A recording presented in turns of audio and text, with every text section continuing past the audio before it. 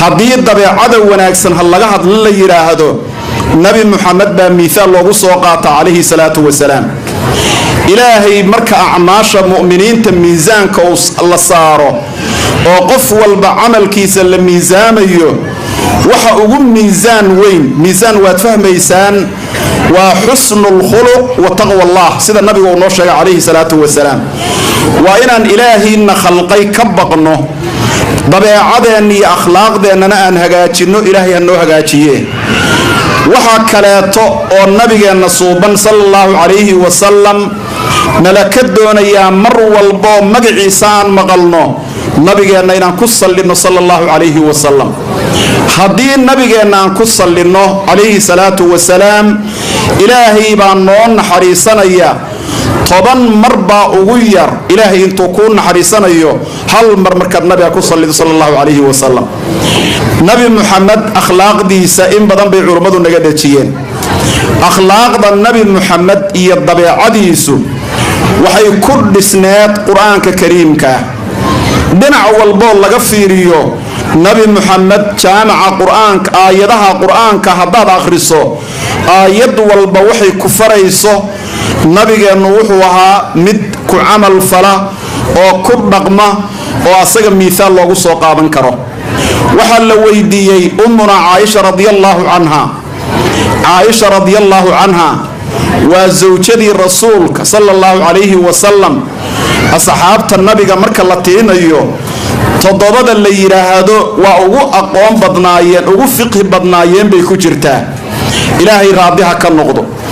nabi moxamed calayhi salaatu wasalaam bay nasiib u heshay in ay noqoto markii ugu dambaysay oo naftu ka baxaysay asagoo ku sintaaca halkaa dhuunteeda iyo xabadkeeda u dhaxayda baa naftu uga baxday calayhi salaatu wasalaam.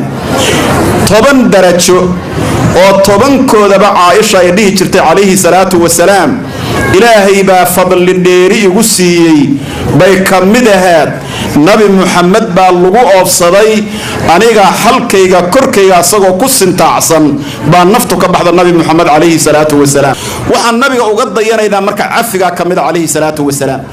nabi moxamed wuxuu iska cafinayay dadkii dhibka u geystay oo dhan buu iska cafinayay calayhi salaatu wasalaam. waxa miisaalada xataa gaaladii oo kale markii miisaal loo soo qaato waxa ka mid a tusaale ahaan 2 miisaal ugu waaweyn qisada la yiraahdo qisadii daa'if iyo nabigu markuu ka galay ka mid a maalan iyo uxud oo kaleeto. nabigeenna calayhi salaatu wasalaam dagaalkii uxud waxaad ogsoontihiin waa duulaamadii waaweynaa oo nabigu uu galay kii labaad baa lagu tilmaamaa. waa duulaankii lagu diray 70 saxaabi oo ka mid yahay muscab ibnu cumayr, safiirkii ugu horeeyo faafinta diinta loo diro iyo dacwada ayuu ahay baa la yidhi oo madiina nabigu u diray calayhi salaatu wasalaam. waa dagaalkii lagu dilay. waa dagaalkii lagu dilay nabiga adeerkii sayid xamza asadullah wa asadu rasuulillah, saxaabiga la yidhaahdo sayid xamza lagu dilay oo halkaa ku shahiidoobay. 70 saxaabi baa lagu dilay baa la yidhaahdaa. nabi moxamed baa lagu dhaawacay calayhi salaatu wasalaam oo rubaaciyadiisa lagu jabiyey. nabiga calayhi salaatu wasalaam ayaa lagu daqray oo dhibkaas uu soo gaaray sallallahu calayhi wasallam. markii dhiiga laga daadiyo wajigiisii iyo jirkiisii dhiig baa ka daatay nabiga sallallahu calayhi wasallam. intaasoo dhibad duulaankii nabiga loogu geystay.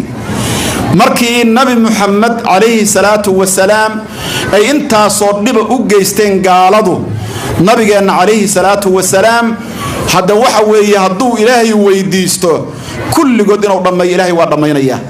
laakiin nabigu wuxuu rajo ka qabaa kuwa iyagu ay dhali doonaan in ilaahay wax khayrla uu ka keeno calayhi salaatu wasalaam. waxaa ka mid a gaaladii nabi moxamed sidaa u dhibaataynaysay markii nabigu uu maka la furtay oo nabigu maka uu soo galay, kuwii waxa weeye intaasoo dhiba nabiga u geystay oo magaalada nabiga waxa weeye inuu ka haajiro ku kalifay magaaladii makal mukarrama. nabi moxamed muxuu ku yidhi maanta waxba laydinma haysto, idhabuu fa antum dulaqaa. nabigu waa iska cafiyey calayhi salaatu wasalaam.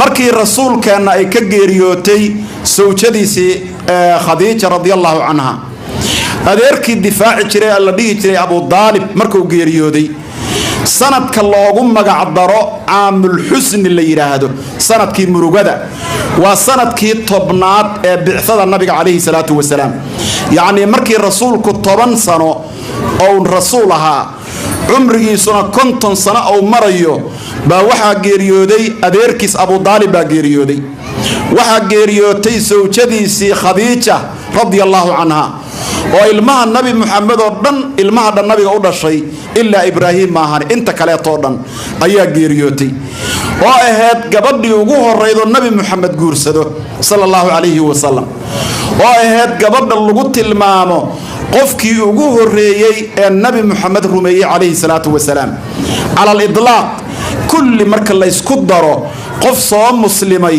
qofka ugu horeeyay ee nabi mohamed rumeeyay alayhi salatu wasalaam khadiija lagu tilmaamaa radiyallahu anha khadiija oo nabigu mar walba ka hadli jiray fadliga iyo qiimaha ay leedahay hatta Aisha la kulmin ba ka masartay baa la yiraahdaa maxay la nabigu mar walba wanaageedii iyo fadligeedii buu tilmaamaya nabigu alayhi salatu wasalaam khadiija ilaahay raadiha ka noqdo sanadkaas iyaduna geeriyootay nabigu aad u murugooday sallallahu alayhi wasallam waxa sanada loogu magac daray caamul xusni sanadii murugada ayaa loogu magac daray markii arintaas u dhacday nabigu wuxuu aaday wadanka leeyahay daa'if hadda waxay ka xisaaban tahay wadanka sacuudiga kamid tahay ba hadda la yiraahdaa xisaab ahaan wadankaas oo nabigu aaday sallallahu alayhi wasallam ujeedada uu aadayana waxa weeye diintu waxay u baahan tahay mar walba ahbaabi garab ay u baahan tahay